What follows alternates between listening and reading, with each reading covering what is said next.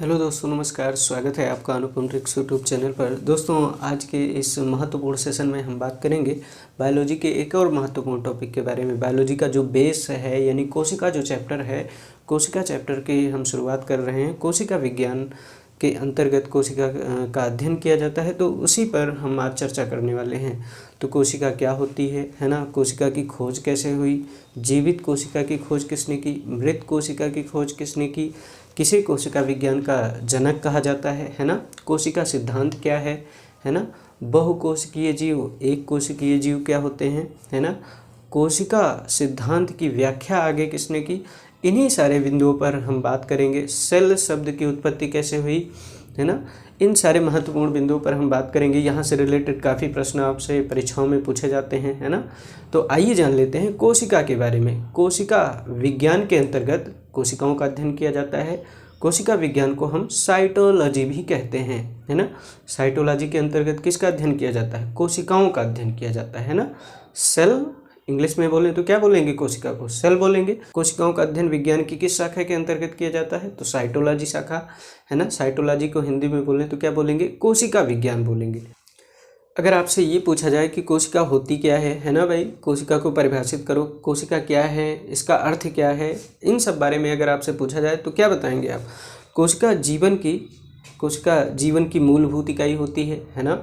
कोशिका जीव की संरचनात्मक और कार्यात्मक इकाई होती है, ऐसे भी आप बोल सकते हैं। Cell is the structural and functional unit of the life, है ना। Cell is the structural and functional unit of the organism या लाइफ, ऐसे बोल सकते हैं आप, है ना। तो कोशिका सजीव की संरचनात्मक एवं कार्यात्मक इकाई होती है। अगर आपसे पूछा जाए तो ऐसे जवाब दे सकते हैं। अच्छा, जवाब तो दे देंगे, इसका मतलब क्या समझे, इसका मतलब भी तो पता होना चाहिए। जिस तरह से घर का निर्माण होता है तो एक एक ईंट के द्वारा घर का निर्माण किया जाता है ना।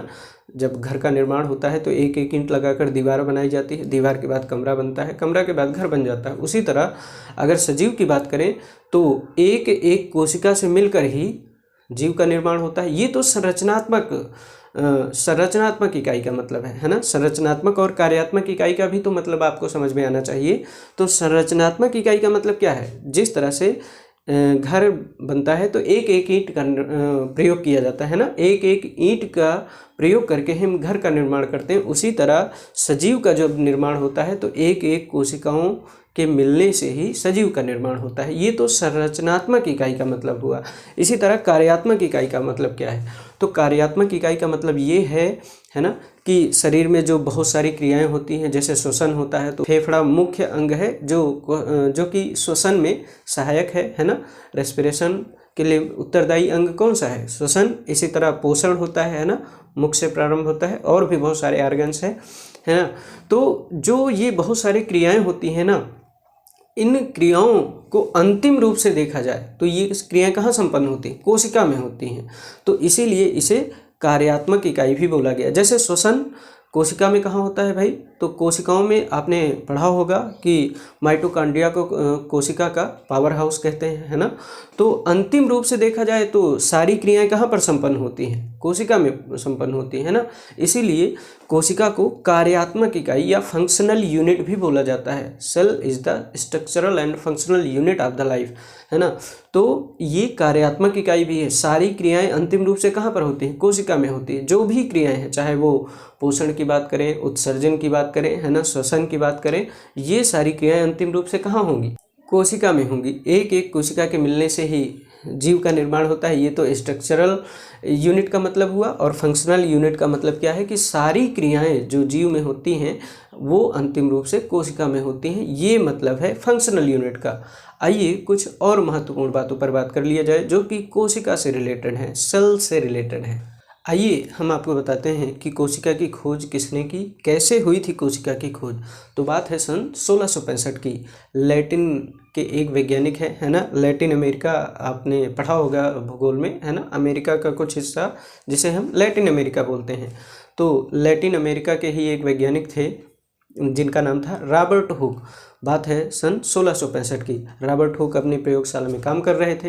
वहाँ पर बहुत सारी बोतलें रखी हुई थी, है ना, जिनमें केमिकल्स वगैरह थे। तो बोतलों के ढक्कन के नीचे एक कार्क लगा होता है ना। तो उन्होंने अपने द्वारा निर्मित एक सूक्ष्मदर्शी के माध्यम से ही उस कार्क के एक पतले टुकड़े को सूक्ष्मदर्शी के माध्यम से देखा। तो उन्होंने क्या देखा, जो कार्क का टुकड़ा है ना, कार्क के टुकड़े में उन्होंने मधुमक्खी के छत्ते जैसी रचना देखी। कैसी रचना? हनी कॉम्ब स्ट्रक्चर, यानी मधुमक्खी के छत्ते जैसी रचना, जिसमें अनेक छोटे छोटे खाने होते हैं ना, अनेक छोटे छोटे छिद्र होते हैं। तो उसके समान उन्होंने रचना देखी। तो वो हिंदी तो जानते नहीं थे, तो उन्होंने इंग्लिश में कुछ या लैटिन भाषा में उसे कुछ नाम दिया। तो लैटिन भाषा में उन्होंने क्या नाम दिया? सेलुला नाम दिया। उस छोटे छोटे जो छिद्र हैं, है ना, जो छोटे छोटे स्ट्रक्चर हैं, मधुमक्खी के छत्ते जैसी रचना है, उसे उन्होंने क्या नाम दिया? उसे उन्होंने नाम दिया सेलुला। और सेलुला शब्द से ही आगे चलकर उत्पत्ति हो जाती है सेल शब्द की। इंग्लिश में कोशिका को क्या बोलते हैं? सेल बोलते हैं ना। तो लैटिन में इसे सेलुला बोलते हैं। सेल शब्द की उत्पत्ति लैटिन भाषा के शब्द सेलुला से हुई है, जिसका अर्थ क्या होता है? हिंदी में अगर अर्थ की बात करें तो हिंदी में सेलुला शब्द का अर्थ होता है छोटा कमरा या स्मॉल चैम्बर, है ना। तो रॉबर्ट हुक साहब ने इस रचना को, जो मधुमक्खी के छत्ते के जैसी थी, उसे सेलुला कहा। सेलुला से सेल शब्द की उत्पत्ति हो जाती है, जिसका अर्थ होता है छोटा कमरा, है ना। तो इस तरह से सेल शब्द की उत्पत्ति लैटिन भाषा के शब्द सेलुला से होती है ना। इसी तरह से कोशिका की खोज भी हुई। तो कोशिका की खोज सर्वप्रथम किसने किया? तो रॉबर्ट हुक ने किया। कब किया? सन 1665 ईस्वी में किया था। किसने किया? रॉबर्ट हुक ने। कई बार ये प्रश्न पूछा गया है। तो कोशिका की खोज आपको पता चल गया किसने किया? रॉबर्ट हुक ने किया। कब किया? 1665 ईस्वी में किया था, है ना। तो कोशिका की खोज इन्होंने किया, तो इन्होंने आकर हमको तो बताया नहीं कि हमने कोशिका की खोज कर दी, इन्होंने कहीं ना कहीं इसका जिक्र किया है। तो उस किताब का नाम भी आपसे पूछा जा सकता है ना। तो कोशिका का जो ये वर्णन है, रॉबर्ट हुक साहब ने एक किताब में इसका वर्णन किया। तो उस किताब का नाम अगर आपसे पूछा जाए तो उस किताब का नाम क्या है? माइक्रोग्राफिया। क्या नाम है? माइक्रोग्राफिया में कोशिका के बारे में रॉबर्ट हुक साहब ने वर्णन किया था। कब किया था? 1665 में। सन इम्पोर्टेंट नहीं है, इम्पोर्टेंट है वैज्ञानिक का नाम, है ना। लेकिन ध्यान रखें कि कार्क का ये जो टुकड़ा है, ये तो मृत है ना। तो इस प्रकार मृत कोशिकाओं की खोज हुई थी रॉबर्ट हुक के द्वारा। रॉबर्ट हुक ने कैसी कोशिकाओं की खोज की? मृत कोशिकाओं की खोज की। तो यहाँ से कई सारे प्रश्न पूछे जा सकते हैं। जैसे कोशिकाओं का अध्ययन विज्ञान की किस शाखा के अंतर्गत किया जाता है? तो कोशिका विज्ञान यानी साइटोलॉजी। मृत कोशिकाओं की खोज किसने किया था?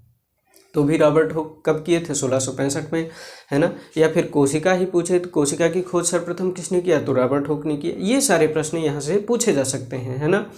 अच्छा, इसके बाद सन 1665 के बाद आपको एक वर्ष याद रखना है, सन 1674। वर्ष उतना इम्पोर्टेंट नहीं है जितना वैज्ञानिक का नाम पूछा जाता है। तो बात है सन 1674 की। 1674 में एक वैज्ञानिक आते हैं, एंटोनी वान ल्यूवेनहॉक।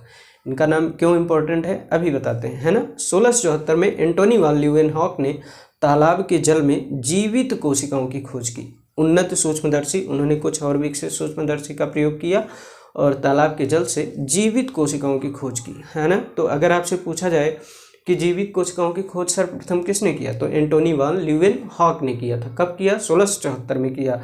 अच्छा, सर्वप्रथम कोशिकाओं की खोज किसने किया? तो रॉबर्ट हुक साहब ने किया, है ना। इसके बाद आपको याद रखना है 1831 में रॉबर्ट ब्राउन ने कोशिका में केंद्रक की खोज की। तो इस प्रश्न को भी कई बार पूछा गया कि केंद्रक की खोज किसने किया? तो रॉबर्ट ब्राउन ने किया था। कब किया? 1831 में किया। हालांकि कोशिकाओं से रिलेटेड जो कोशिकांग हैं, है ना, कोशिकांगों पर हम विस्तृत रूप से चर्चा करेंगे आने वाले सेशन में।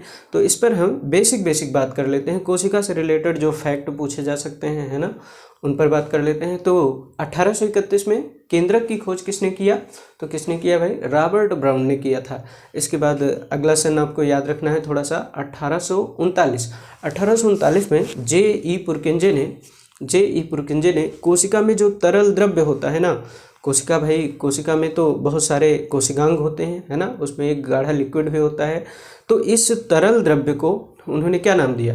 जीव द्रव्य यानी प्रोटोप्लाज्म नाम दिया। कोशिका में जो तरल पदार्थ भरा होता है उसे जीव द्रव्य नाम दिया, है ना। आगे चलकर आप पढ़ेंगे कि हैक्सले एक वैज्ञानिक आते हैं, हैक्सले ने जीव द्रव्य यानी प्रोटोप्लाज्म को जीवन का भौतिक आधार कहा।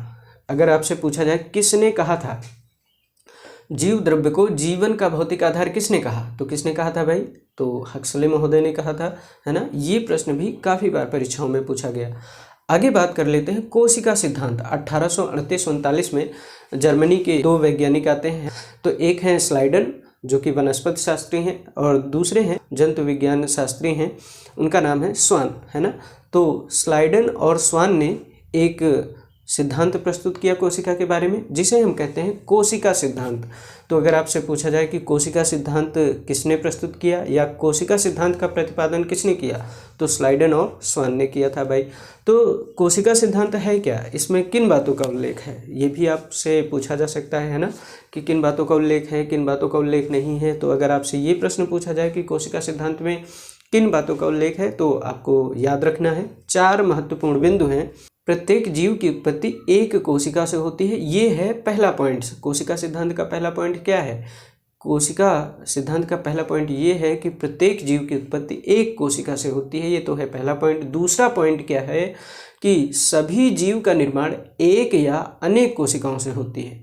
जो जीव का शरीर निर्मित होता है वो कैसे निर्मित हो, या तो एक कोशिकीय जीव होगा या फिर बहुकोशिकीय जीव होगा। यूनिसेलुलर और मल्टी सेलुलर ऑर्गेनिज्म हो सकते हैं ना, या तो एक कोशिकीय जीव होगा या तो बहुकोशिकीय। तो 2 पॉइंट हो गए। पहला पॉइंट था कि प्रत्येक जीव की उत्पत्ति एक कोशिका से होती है। दूसरा पॉइंट ये है कि प्रत्येक जीव का निर्माण या तो एक कोशिका से होगा या अनेक कोशिकाओं से होगा, है ना। तो जीव एक कोशिकीय भी हो सकते हैं या बहुकोशिकीय हो सकते हैं, ये तो है दूसरा पॉइंट। तीसरा पॉइंट क्या है, तीसरा पॉइंट ये है कि प्रत्येक कोशिका एक स्वतंत्र इकाई होती है ना।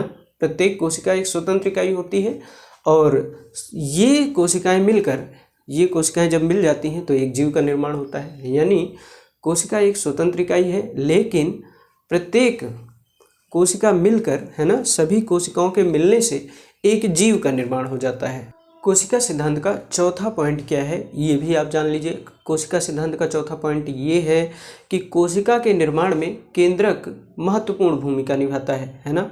कोशिका का निर्माण जिस क्रिया से होता है उसमें केंद्रक मुख्य कार्यकर्ता होता है, मेन क्रिएटर होता है केंद्रक, है ना। तो ये चारों बातें एक बार फिर से हम रिपीट कर देते हैं। पहला पॉइंट ये है कि प्रत्येक जीव की उत्पत्ति एक कोशिका से होती है। दूसरा पॉइंट ये है प्रत्येक जीव का निर्माण या तो एक कोशिका से होगा या फिर बहुकोशिका यानी अनेक कोशिकाओं से होगा।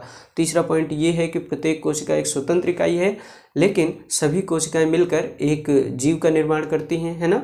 सभी कोशिकाएं अगर संयुक्त हो जाती हैं तो एक जीव का निर्माण होता है, एक जीव की रचना हो जाती है। तीसरा पॉइंट हो गया। चौथा पॉइंट ये है कि कोशिका का निर्माण जिस क्रिया से होता है उसका मेन क्रिएटर या मुख्य कार्यकर्ता केंद्रक होता है, ये है चौथा पॉइंट। आइए बात कर लेते हैं कोशिकाओं से रिलेटेड कुछ और महत्वपूर्ण फैक्ट्स के बारे में, कुछ और महत्वपूर्ण तथ्यों के बारे में। कोशिका सिद्धांत की आगे व्याख्या किसने की, है ना। कोशिका सिद्धांत को आगे किसने बढ़ाया, ये भी आपसे पूछा जा सकता है कि कोशिका सिद्धांत का प्रतिपादन पहली बात तो किसने किया, तो स्लाइडन और स्वान ने किया। बाद में इसकी व्याख्या किसने की, तो ये प्रश्न आपसे अगर पूछा जाए तो बात है 1855 की। तो 1855 में जर्मनी के ही एक वैज्ञानिक है रुडोल्फ विर्चो। रुडोल्फ विर्चो ने बताया कि सभी कोशिकाएं पूर्ववर्ती कोशिकाओं से ही निर्मित होती है, यानी कोशिका का अचानक से निर्माण नहीं हो जाता, पूर्ववर्ती कोशिकाओं से ही कोशिका का निर्माण होता है। ये बात किसने बताई, रुडोल्फ विर्चो ने 1855 में बताई। जर्मनी के एक वैज्ञानिक हैं।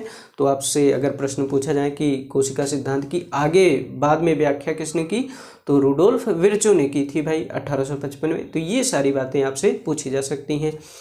आगे आइए बात कर लेते हैं कोशिकाओं से रिलेटेड कुछ फैक्ट्स आपसे पूछे जाते हैं, तो उन फैक्ट्स के बारे में आपको जानकारी होनी चाहिए। हमने अभी अभी आपको बताया कि कोशिकाओं की संख्या के आधार पर 2 प्रकार के जीव होते हैं। एक तो होता है यूनिसेलुलर, दूसरा होता है मल्टी सेलुलर, यानी एक कोशिकीय जीव और बहुकोशिकीय जीव, है ना। तो एक कोशिकीय जीवों के उदाहरण है जैसे अमीबा हो गया, पैरामीशियम हो गया, माइकोबैक्टीरिया हो गया, है ना, माइकोप्लाज्मा बैक्टीरिया, ये सभी नील हरित शैवाल, ये सभी एक कोशिकीय जीव हैं। बहुकोशिकीय जीवों के उदाहरण क्या है, जैसे जंतु हो गए, पादप हो गए, मानव, है ना, ये सब बहुकोशिकीय जीव हैं। तो इन सारी बातों के बारे में आपको जानकारी होनी चाहिए। आइए कुछ फैक्ट्स भी अगर आपसे पूछे जाते हैं तो उन पर भी बात कर लेते हैं। तो अगर बात करें कि मानव की सबसे बड़ी कोशिका, मानव की सबसे बड़ी कोशिका अगर आपसे पूछा जाए तो मानव की सबसे बड़ी कोशिका क्या होती है? तंत्रिका कोशिका यानी न्यूरॉन। न्यूरॉन जो है मानव की सबसे बड़ी कोशिका है। अच्छा, मानव की सबसे छोटी कोशिका अगर आपसे पूछा जाए तो जो अगर पुरुषों में पूछा जाए तो पुरुषों में स्पर्म यानी शुक्राणु की जो कोशिका होती है वो सबसे छोटी कोशिका होती है, और स्त्रियों में पूछा जाए तो अंडाणु यानी ओवम की जो कोशिका होती है वो सबसे छोटी कोशिका होती है। इसके अलावा अगर जंतु की सबसे बड़ी कोशिका पूछा जाए तो जंतु की सबसे बड़ी कोशिका कौन सी होती है भाई? शुतुरमुर्ग के अंडे की कोशिका जो होती है वो सबसे बड़ी कोशिका है जंतु की। जंतु की सबसे बड़ी कोशिका पूछा जाए तो शुतुरमुर्ग के अंडे की कोशिका। अच्छा, अगर पादपों में पूछा जाए तो पादपों की सबसे बड़ी कोशिका क्या होती है? तो जो कपास का जो तंतु होता है ना, उसकी कोशिका सबसे बड़ी कोशिका होती है।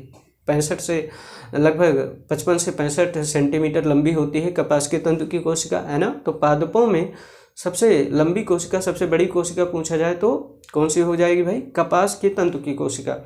अच्छा, अगर सबसे छोटी कोशिका पूछा जाए तो माइकोबैक्टीरिया, जो माइकोप्लाज्मा बैक्टीरिया है उसकी कोशिका लगभग उसका आकार होता है 0.1 माइक्रोन, है ना। तो सबसे छोटी कोशिका अगर आपसे पूछा जाए तो माइकोप्लाज्मा बैक्टीरिया की कोशिका सबसे छोटी कोशिका होती है। तो आज के इस सेशन में हमने आपको बताया कि कोशिकाओं की खोज किसने की, है ना। सर्वप्रथम कोशिका की खोज किसने की? कोशिकाओं का अध्ययन विज्ञान की किस शाखा के अंतर्गत किया जाता है?